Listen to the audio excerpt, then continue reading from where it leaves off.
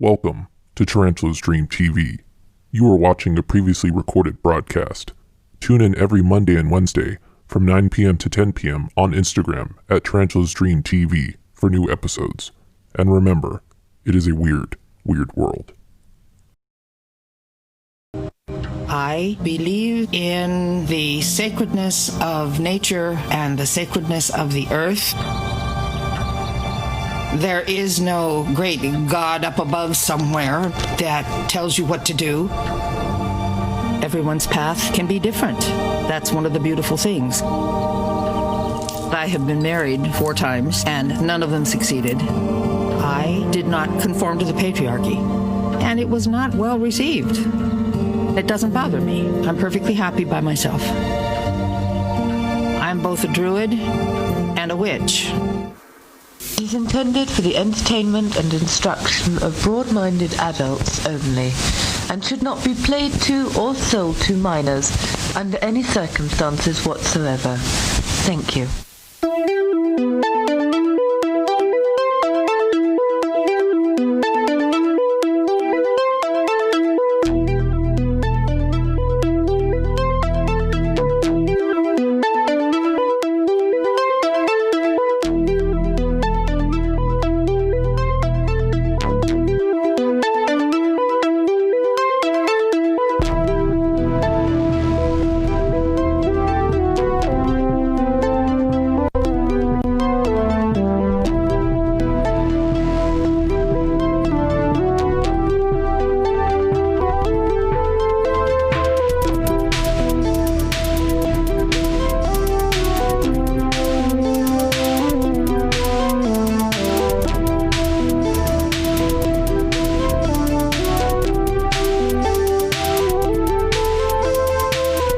Broadcasting from the floating pie pan in the sky at Groom Lake Analog Recordings. Welcome to TarantulasDreamTV. Now here's your host, Samba.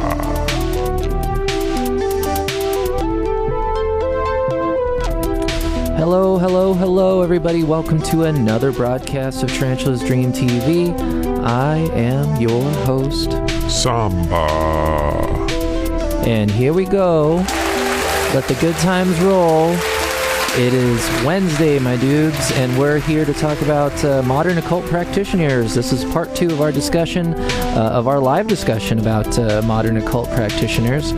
So I have another interview set up for tonight, so I'm very, very happy to have someone on the line right now, on hold, waiting for me to pull them off the phone, get them on the air so we can talk shop about occult stuff. So please stick around.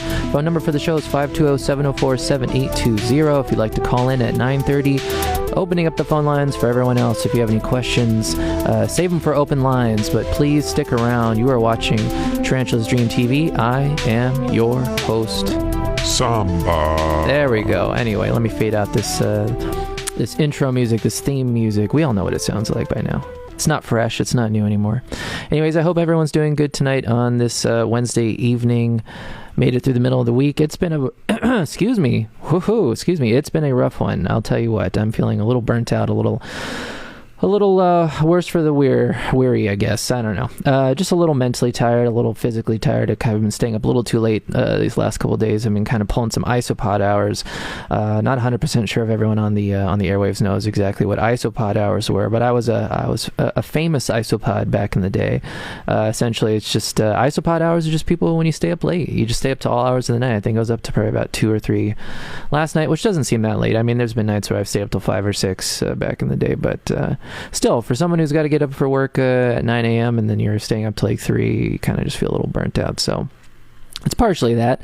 Also partially because a few of you tuned in yesterday, but I kind of jumped on the air real quick to do a little live stream of part of the debate from yesterday. So I don't really think we need to get into the entirety of the debate. I'm going to ask my guests about their opinion on the debate from yesterday, if they watched it or not. I've actually heard from a number of people who actually didn't watch it at all, which is totally fair. But yeah, it definitely kind of broke my brain a little bit. So I'm feeling a little tired. But anyways, let's get some headlines so I can get our guests on the phone.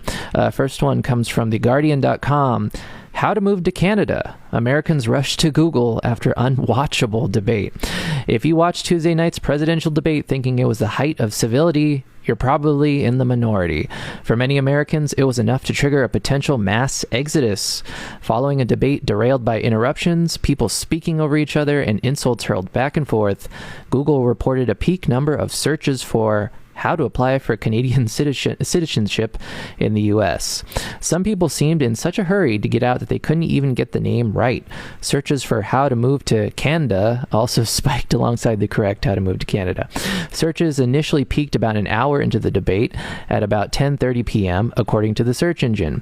But it looks like the news unsettled people into the night. There has since been a second wave of searches on how to get Canadian citizenship, with most of the searches happening in the early hours of this morning. The search was most popular in Massachusetts, followed by Washington and Michigan.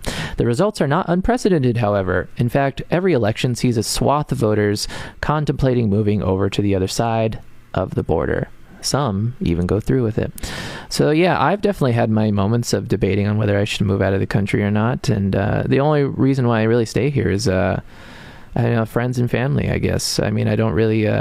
I don't know. I guess I feel bad, I guess you could say leaving people behind. I don't really want people to have to deal with this as much as I don't really want to deal with this kind of stuff going on these days. So I haven't decided to move yet, and I'm, kind of just counting the days right now, see how this next couple months go. But it's a wild one. Anyway, our second headline of the night is from KVOA.com. Tucson has set a new record for 100-degree days in a year at 100.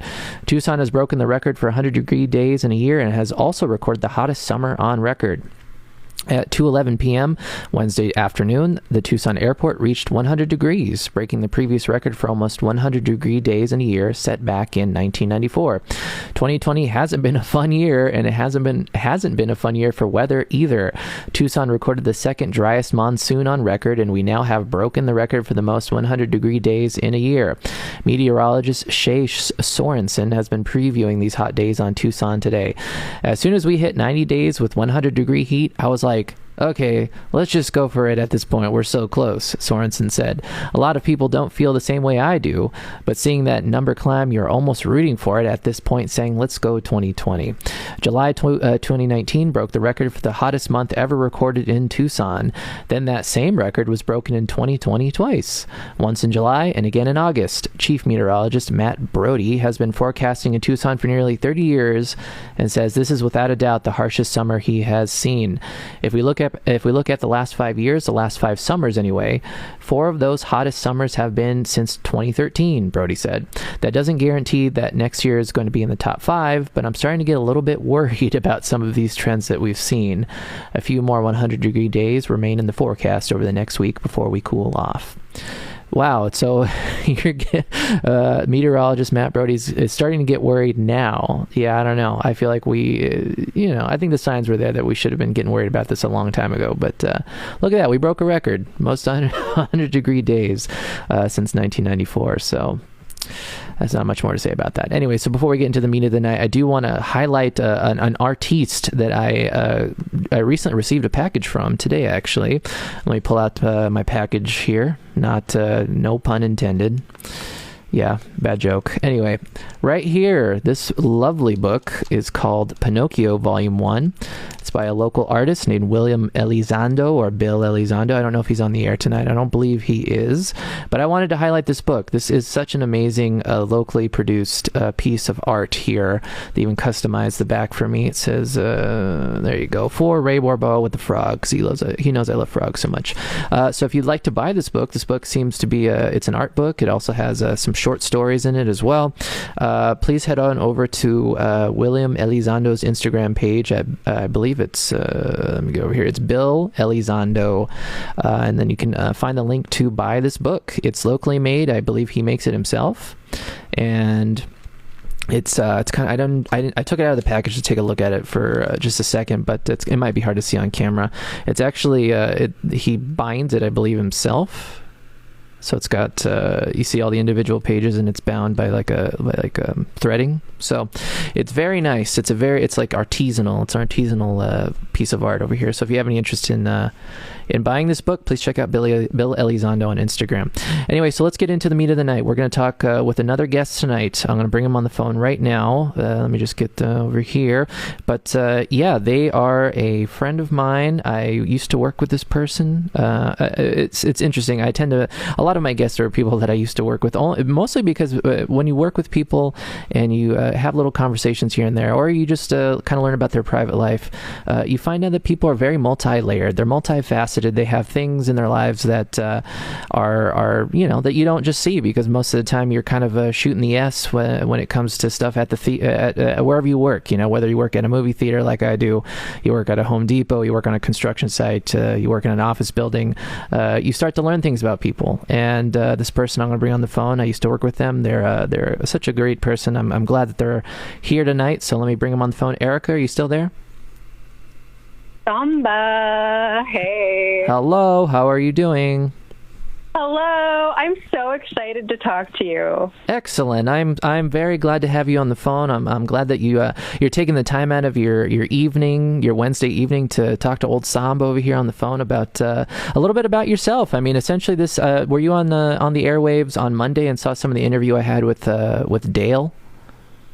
Yeah, I tuned in for that, for sure. Yeah, so you kind of know how this is going to go. It's a very relaxed conversation. Anyone on the airwaves right now, if you didn't watch on Monday, I had another guest on the phone, Dale. He kind of described his his upbringing and his sort of interest in the occult and his daily life and his in the way he practices his energy, his spirituality, as well as magic and all that kind of stuff. So he got into this. So that's what we're going to get into tonight, essentially. It's an unscripted, no outline, free-for-all over here on the phone. So, Erika, yes, free-for-all, just, this is the best kind of radio. Just on the... Love a good free-for-all. Free-for-all, on the edge. You could tip over, you could go too far, come tumbling down, but, regardless, your heart's pumping. So let's I always take it too far, Samba. I always take it too far. Well, that's okay. Problem. That's okay. I mean, we're not actually on the terrestrial radio or anything. I try not to curse to kind of keep myself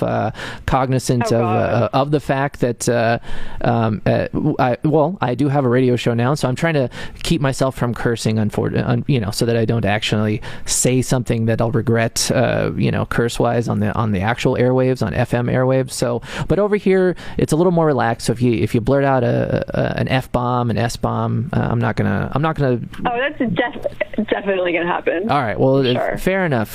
All right. So, warning. Okay. No. Well, I appreciate the warning, but again, don't worry about it. Let's just take it easy and let's get into it. So, on Monday, I started out the interview by just kind of getting some background information. If you'd like to share that, as much or as little as you want with the listeners, kind of where you're from, how your childhood, that kind of thing. So however much you want to share with us, you're free to go ahead. So kind of like an origin story? Kind of like an origin story, yeah. I kind of like to get a little bit of a background of because everyone's different. Everyone has slightly different backgrounds. On Monday, Dale was saying he grew up on an Air Force base. His parents tried to raise him Catholic. I kind of said over the airwaves that I grew up in a Christian household, so I had a sort of a spiritual upbringing as well. So if you want to get into some religious stuff, you can. But yeah, just kind of a general little background on yourself. Okay. I mean, it's a long story of how I ended up here, but I've been living a magical life since like the 80s. All right. Before I even knew what that meant, Mm-hmm. But it's always been the most natural thing. To me, it's just a way of life. I was born in San Diego, and I lived a beach life. It was pretty idyllic. But I started asking the big questions as soon as I could form sentences. Okay. I've just always been curious and inquisitive and searching, trying to unravel the mysteries of the universe. All right. The hidden knowledge. Yeah. I come from a long line of highly intuitive women. like some might call psychic. And I started having like prophetic dreams early on. I've also always been an empath, which kind of suffered me the worst anxiety that manifested as OCD. So I was constantly performing little rituals as a result. I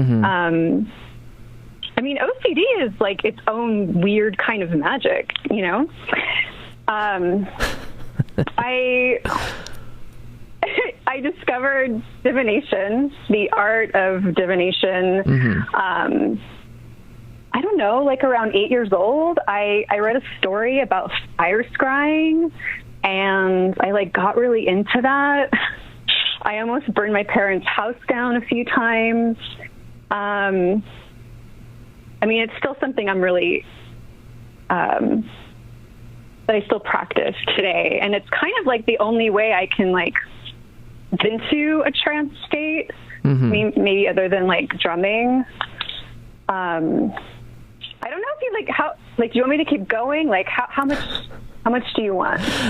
So I could go on for like 10 million hours. All right. Well, let's take a little break here, and let me dive into a little bit what you talked about. So okay. I find it interesting that that you said that it just kind of has come naturally to you since you were a younger child. You were just felt sort of like a natural thing for you to kind of be drawn to. Because when I talked to Dale on Monday, he said something to the effect of when his parents were trying to kind of put Catholicism in his life, kind of raise him a certain way, that he was essentially pushed away from that. Like he felt a natural kind of animosity towards Catholicism in specifically, that he just something inside of him was like, no, I don't want this. I don't believe in this. And it's just kind of like a very natural feeling to him. And that sort of drove him to researching, he said, demonology when he was younger. So he that's kind of where his where he started off in his sort of like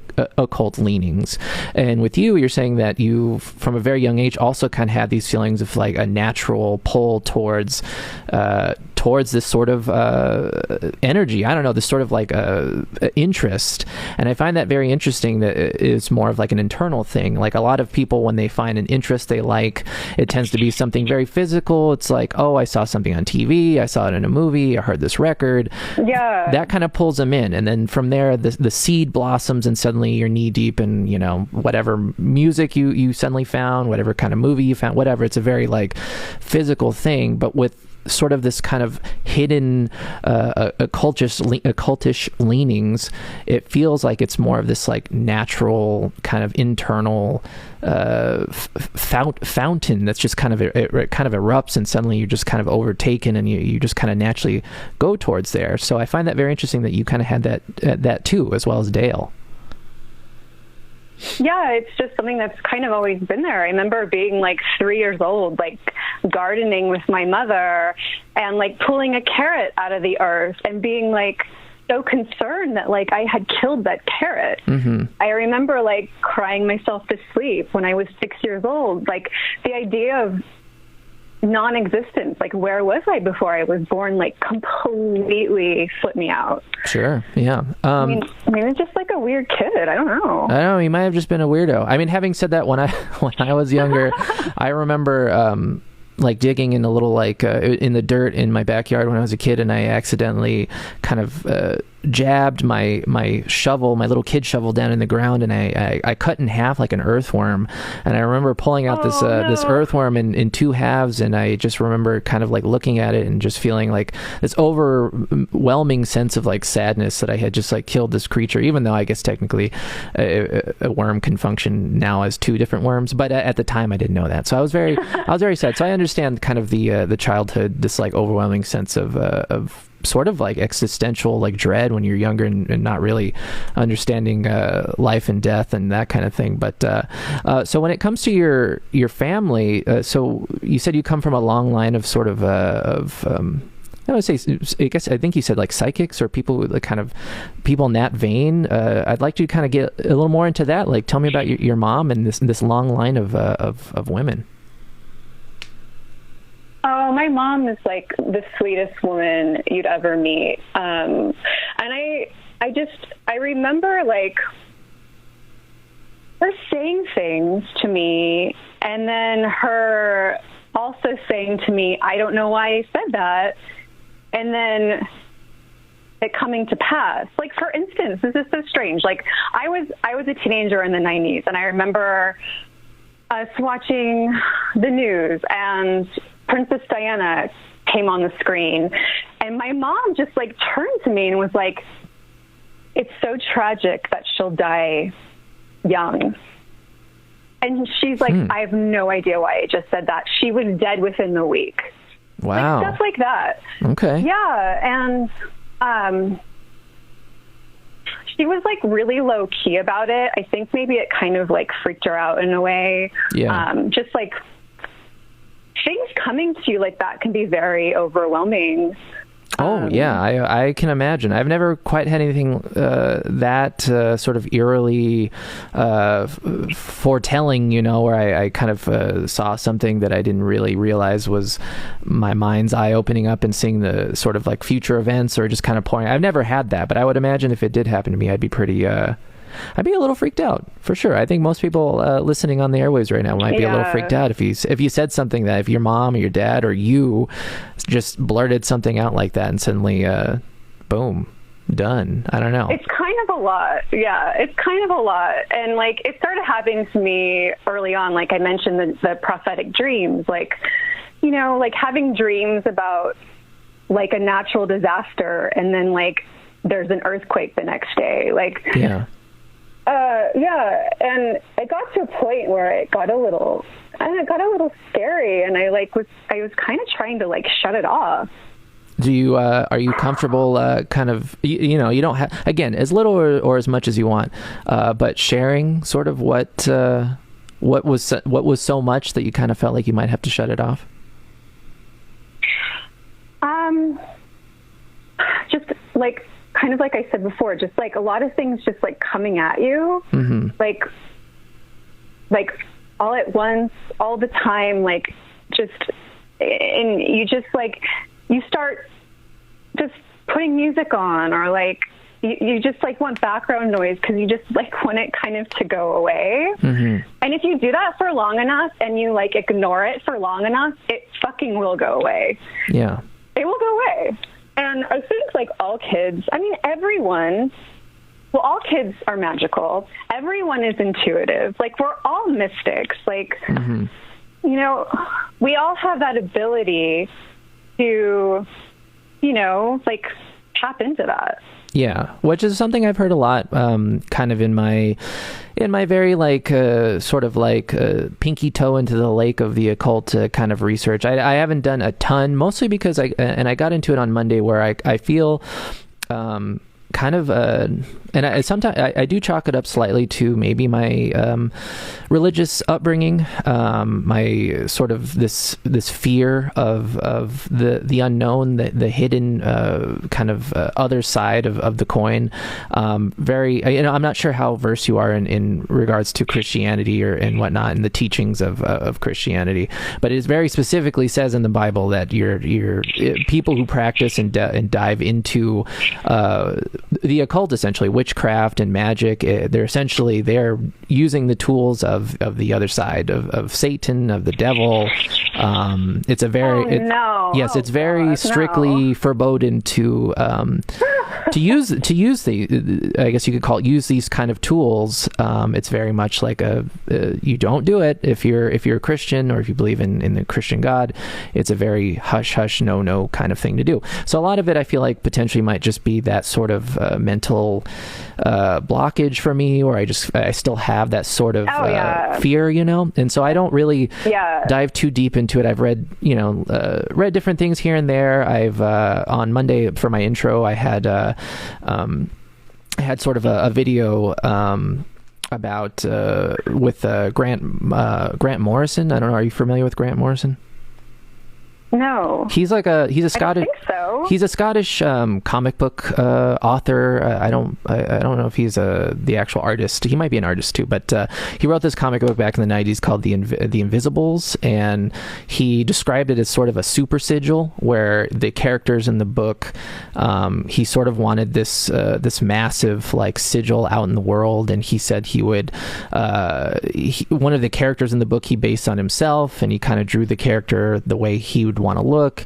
And in the comic book, the character went through a lot of kind of adversity and kind of nasty things. In the book, the character had their lungs kind of some ruptured lungs or something like that, and then he said he ended up within a week in the hospital with like collapsed lungs or something, and he realized that he was pouring a lot of energy into this like super sigil comic book, and it's something that I've been very interested in, this idea of like sigil magic and kind of giving energy to like a sigil or whatnot, putting your will onto this thing to kind of I don't know, make it come true. But it's still very like it's very kind of touch and go with me. I feel like I'm a little nervous to attempt anything like that.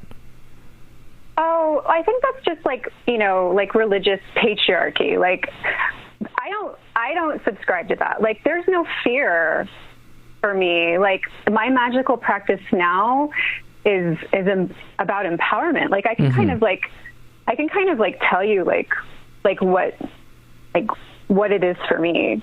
Sure. Now, like today. Well, if you want, actually, like, I was gonna say, it's evolved a lot over the years. Like.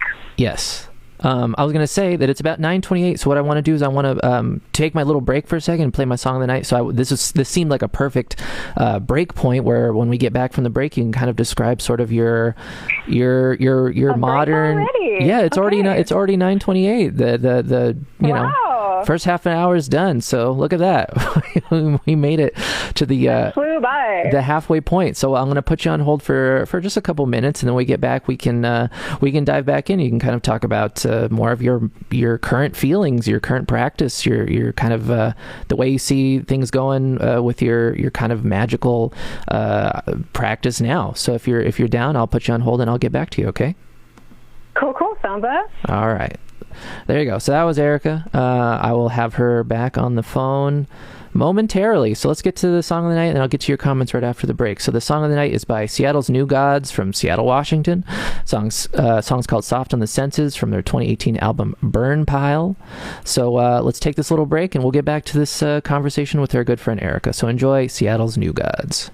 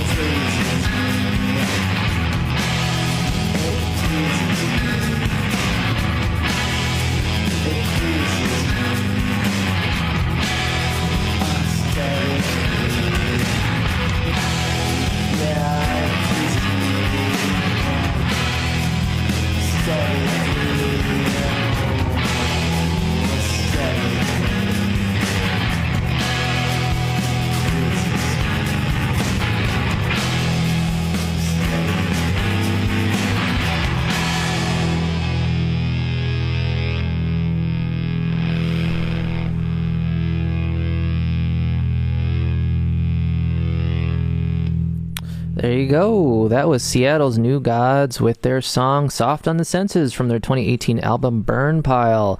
If you want to throw some soft bones, some sensey bones, does that make sense? Sensey bones towards Seattle's New Gods, you can find them on Bandcamp at seattlesnewgods.bandcamp.com. The time is 9:32. It is open lines. Phone number for the show is 520-704-7820 if you'd like to call in with your questions for myself or my good friend Erika. Let me get them back on the line. And Erika, you there on the phone? Erika? Hey. Hello, you're back. You are live and on the air. And you're let's get back into the conversation. Are you ready? Let's do it. All right. So before we before we get into your modern practice, I want to read some comments because it looks like there might be some directed towards you.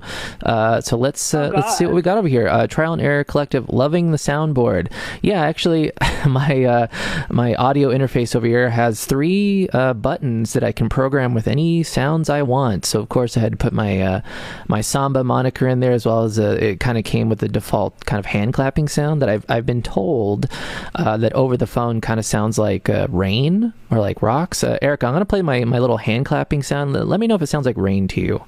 Okay. Did that sound like rain? Totally. I could like fall asleep to that. Okay. Well, there you go. Apparently it does sound like rain to people on the phone. I hope over the air it sounds like hand clapping, though. I don't know. I don't want people to think every time I hit my soundboard button over here, I'm just playing rain noises. I don't know. Celia says the presidential mess. Yes, we don't have to get into it, Erika, but did you watch the debate yesterday? Oh God, like listening to like 2 old white dudes, like not debate but fight, is like very triggering for me. So I didn't watch it, but like I have an idea of how it went. Yeah, I think it was one of those. Did you watch it? Oh yes, I got on the airwaves yesterday for kind of an impromptu live stream where I was a little late, but I put on the debate over here on the airwaves and kind of made some comments. Had people jump on. I was just kind of trying to see if people wanted to watch it with me, and I had a handful of people, and I think we all collectively walked away with a migraine afterwards. So, oh God, I bet. Yeah, so I think you're fine if you'd rather read the headlines as opposed to watching it. You're totally fine to do that as well. Trial and Error Collective just bought my copy. Yes, Trial and Error. Excuse me, tongue-tied tonight. Trial and Error Collective is referring to the book Pinocchio, Volume 1 by a good friend and artiste William Elizondo. He put out a book not that long ago, and I'm loving my copy. I'm excited to read it. Quiverlove, now we know your true name. Ah, shoot, I totally didn't think about that. Yes. Well, hopefully no one on the airwaves right now knows my real name. Samba. It's Samba. It's not what I said earlier. Oh, on the back of the my copy of the book has a little custom little artwork on sort of like this plastic sleeve that contains the book, and it's actually addressed to my real name, and I put it on camera. And I didn't think about it. I just wanted to show people the frog. Oh. Yeah, the frog that was on there. So it's fine. I've been outed before on the airwaves, so it's not a big deal.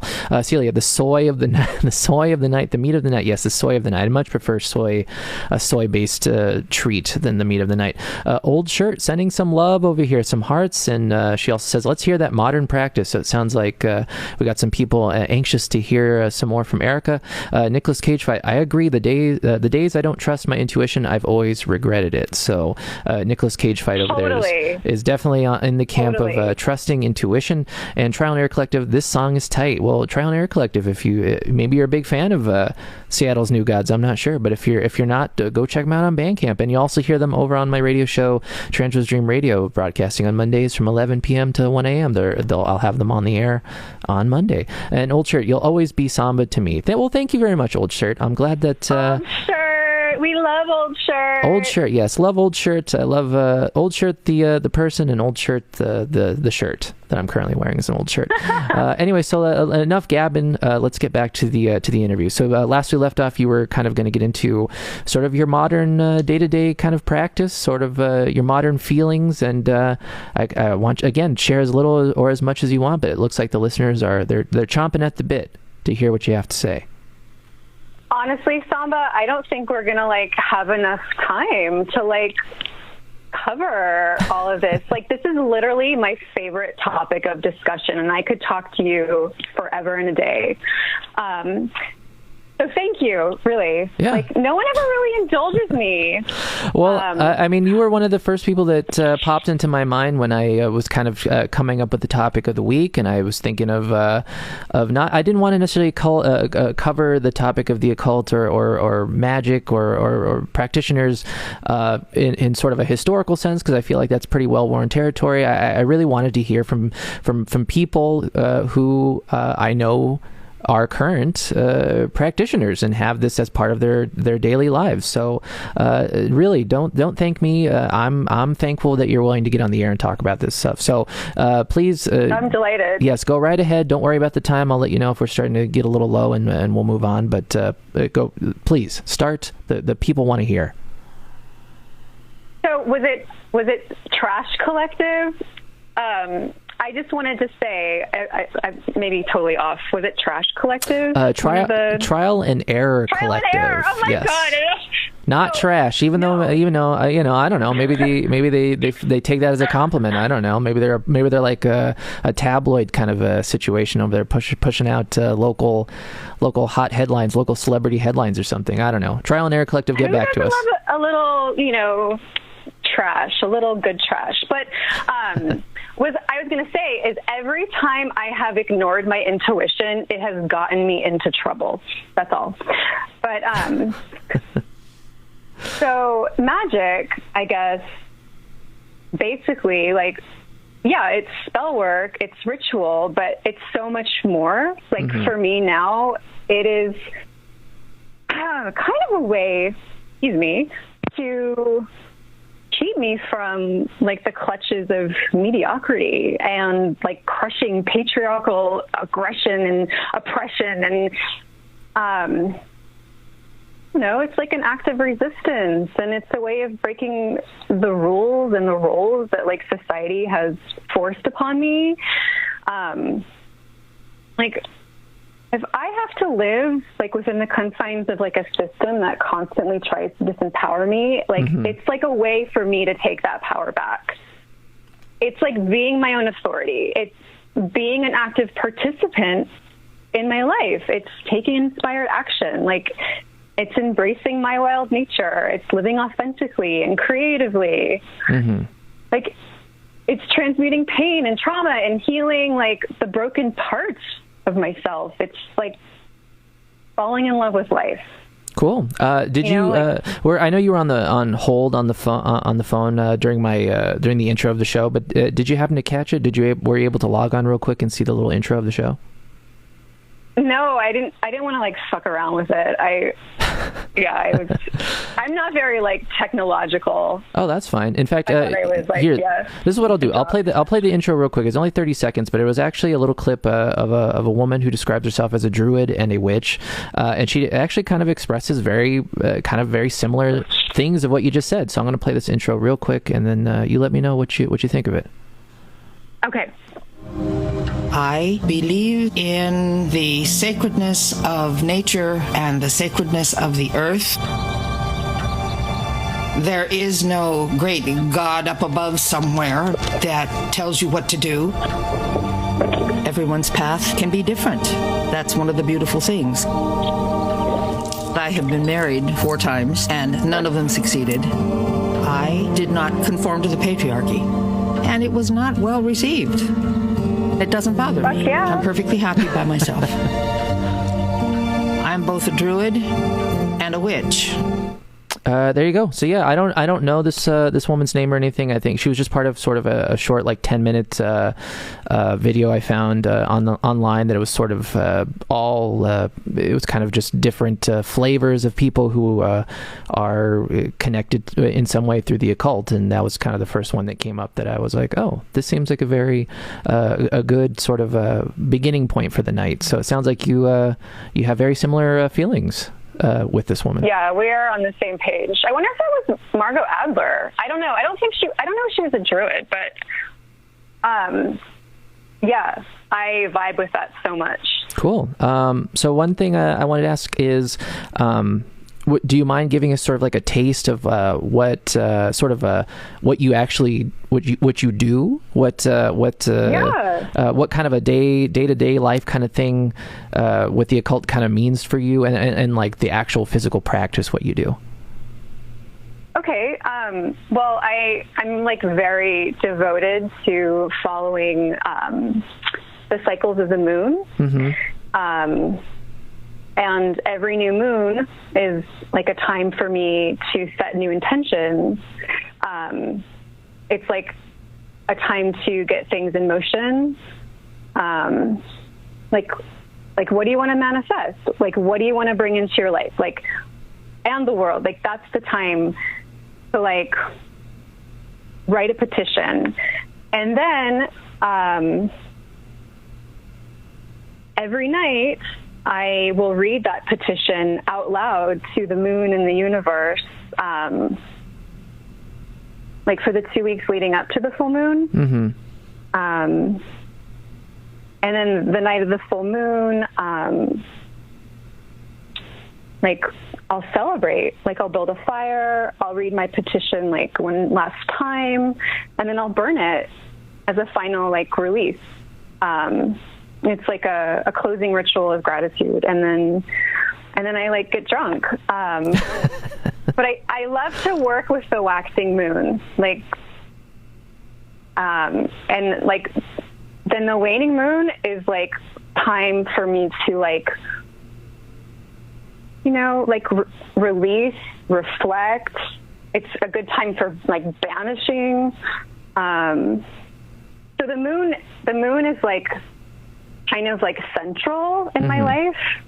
And like I'm a Cancer rising, so the moon rules like my entire birth chart. So it just like makes sense that I would gravitate towards that kind of work. Yeah. But I also, I work with candle magic. I'm into kitchen magic and like household magic. Mm-hmm. Sex magic, color magic, fashion magic, art magic. Like, it's all magic. Yeah, I mean, like, what do you want to know? Like, I could like tell you a bit about candle magic, or like, I mean, like how that goes down. Yeah, I don't know. Yeah, I'd say, I mean, we're still good on time. So, yeah, I think I really just want to give the listeners sort of a decent, nice little picture of what this looks like for sort of just, you know, behind closed doors a little bit. I think I feel like the concept and the ideas of what practicing magic is, what it actually is still sort of confusing to people. I mean, I'm learning stuff right now. And I've had my fair share of experiences, and I've read things, but I've never actually really talked to anybody about it. And in fact, right now, Celia asked, "What's your kitchen magic about?" So it sounds like they're interested in that. So if you actually want to start with that, and then maybe let us know what this candle magic thing is. Yeah. So, all right. Like, eating is necessary to life. So is cooking, and I'm actually like literally boiling bones, like in the kitchen, like. Mm-hmm. But my cauldron's like a crock pot, say, or like I am like actually grinding magical herbs in my mortar and pestle. Mm-hmm. I'm just like, I'm always in the kitchen making something, like a potion or a tincture or a syrup. I thank the ingredients. Because like they're working with me. They're like fortifying me. Like, mm-hmm. You know, when someone says like, I cooked this with love. Yeah. Like, that's magic. Like, you're putting an intention like into your cooking. Mm-hmm. The intention of love. Like, oh, I love kitchen magic so much. Okay, cool. Well, I think that, Celia, I hope that answers your question. Trial and Error Collective said, I thought she said camel magic. Did I mishear? Did you actually say camel magic? Instead of kitchen? Or I thought you said at one point candle magic, like a burning of a candle. You did. Okay. I said both. Yeah. Okay, just making sure, because I got my hearing ain't so good anymore, and so I thought maybe. Dude. Same. Okay. Yeah. Well, Trial and Error Collective or Trash Collective, she did not say camel magic. So I don't, but there might be camel magic. I don't know. Yes. That's going back to like my fire scrying days. Like fire scrying days is like, I use the element of fire a lot in my magical practice. And like candle magic is like actually like a way to like see your magic like unfolding. Mm-hmm. It's like a visible way of seeing like your magic working. It's kind of my favorite. Okay. Well, there you go, Trial and Error Collective. I hope that illuminates you a little bit. No pun intended. Celia asked, what is color magic? If you'd like to get into some color magic. Oh. Well, every color kind of has like, you know, it has a feeling like when I step out in like head to toe red, like that's intentional because I'm trying to like bring passion into my life. Mm-hmm. Fire, sex.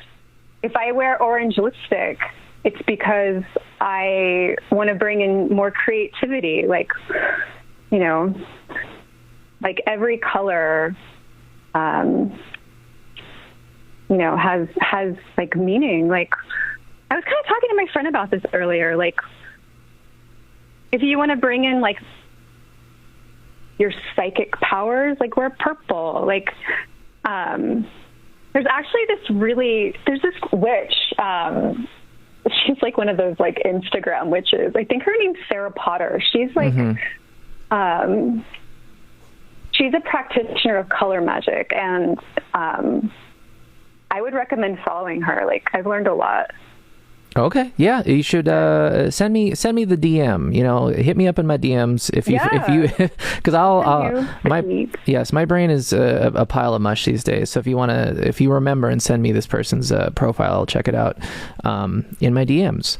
So we are coming to the kind of the end of the show. We got about 10 minutes left, a little less than 10 minutes. So. I guess another question I wanted to ask you is we've all been sort of locked up and kind of cooped away in our houses or sort of in our own private little bubbles since roughly around March.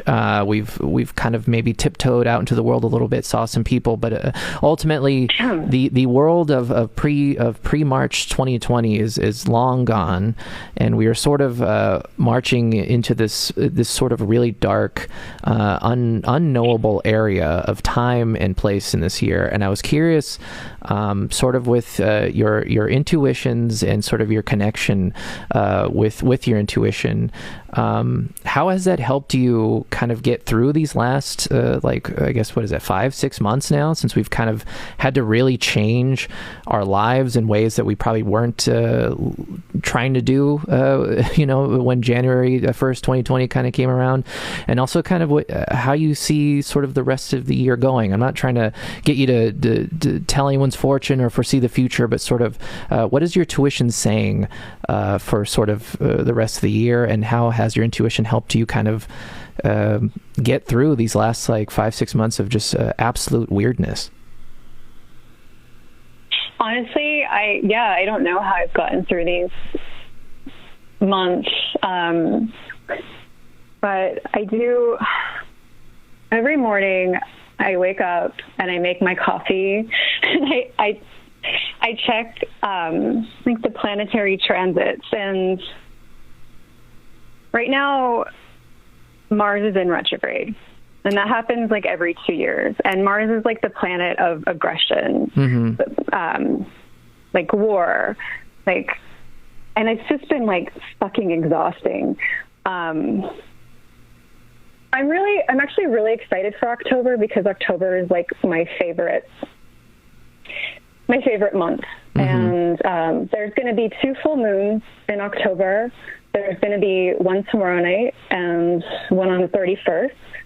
That's what I hear. That's what Halloween, I hear. Yeah, and Samhain, yeah, people are going crazy over that, which is pretty wild. It's funny because actually, I on a few different, I believe it's express.com or maybe express.uk.com. They're just kind of they're a British website, but they tend to publish a lot of end of the world kind of conspiracy articles or kind of very like just these like crazy outlandish headlines about this biblical prophecy or this rabbi is saying that this is the end of the world, this is a sign. And the full moon on the 31st is apparently, according to this article in Express.com, is supposed to be one of the signs of the upcoming sort of apocalypse almost, or like maybe potentially the return of Jesus, the rapture, something in that vein. Oh no! Yeah, really? So yeah, I've heard a lot of people very excited about the full moon on Halloween, as well as I haven't really heard anyone in my personal life worried about it, but it does seem like there's some sort of apocalyptic discussion going about when it comes to this full moon on Halloween. Yeah, I mean, I'm not really into like apocalyptic thinking. Like, people have been thinking the world's going to end for like ever. I mean, you know, the next couple of months are going to be rough, but I think like we're gonna survive. I mean, Mercury is going to go retrograde, I think, on the 13th, and that's going to like last through the election, and the election is going to be fucking bananas, but I think everyone knows that already, right? Oh yeah. There's no way, there's no easy way out of this one. So I guess we're just all gearing up. Yeah, it's I really have no other words than just, it's crazy times. I mean, that works. I mean, I think at the heart of it, whether you're a practicing magician or a cultist or just a spiritual person, or you have none of the above, you're just you don't believe in anything and you're just kind of living your life. I think the idea that it's just a crazy, crazy time and a weird, weird world, I think that's kind of just really at the heart of a lot of our feelings right now. And for the most part, I think that's just how the rest of the year is going to go, and then into 2021 and beyond. I don't think there's really it feels like 2020 was kind of a turning point for a lot of the public. I think a lot of other people may have been seeing the writing on the wall for a long time in regards to where the world was going, the country's going. I think it wasn't quite a surprise to some people, but I think the way things have gone, the reasons why, having a global pandemic, and a very tumultuous political climate in the country, the whole thing, I don't think people necessarily saw that. So it's just going to get crazier. I don't know. I guess there's not really much more to say about it than that. Yeah, I mean, it's all coming out. Like, it's exciting in a way. Like, I don't know. I just want to be able to like pay my rent, you know, like if the world ends, I'm cool with that. I just like, I'm afraid of like, you know, just like the day-to-day things still, like. Yeah. Oh yeah, I think that's just something that's going to be, unfortunately, a sort of an ongoing worry and feeling that we all have. We all have in the pit of our stomachs and right in the center of our chests, and right in the forefront of our brains. So, unfortunately, that's all. There's not much you can do about it. But I'm sorry. I think no. I was just gonna say, like, I just think like community is like really important now, like more than ever.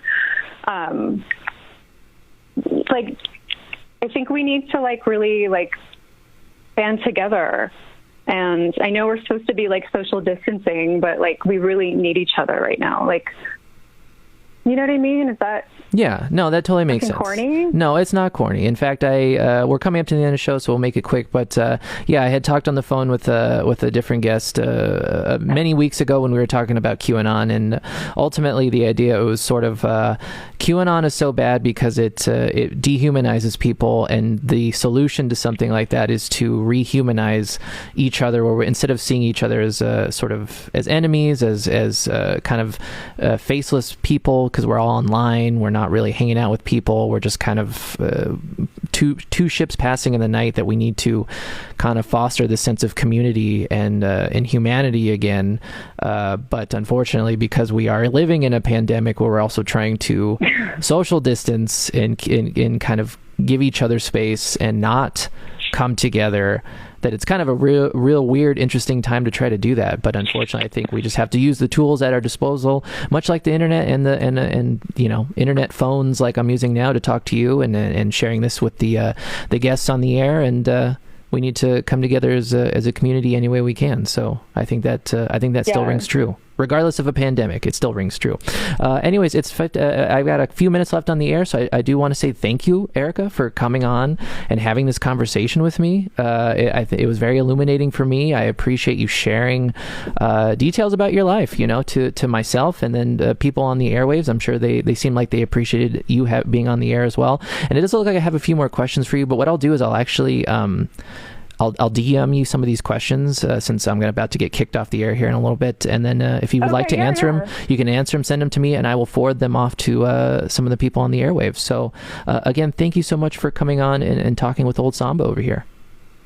Oh, no, thank you, Samba. It was my pleasure, truly. All right. Well, I'll talk to you. I'll talk to you in a little bit. I'm going to put you on hold, and then I'll get back to you after I get off the air, okay?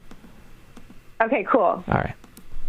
There you go, everyone. That was a good friend, Erika, just kind of talking about her life, about her sort of a very magical life and her day-to-day practices. So I want to thank everyone for tuning in tonight. I will be back next week, Monday and Wednesday, 9 to 10 p.m. over here on Instagram, and I will also be on the airwaves on Monday from 11 p.m. to 1 a.m. over on 99.1 FM Downtown Radio with Tarantula's Dream Radio. So thank you, everyone, for tuning in tonight. Please stay safe the rest of the week. It's a weird, wild world out there, and we all need to look out for each other. So please wear a mask if you go outside, social distance if you can, and remember, it is a weird world. Take care.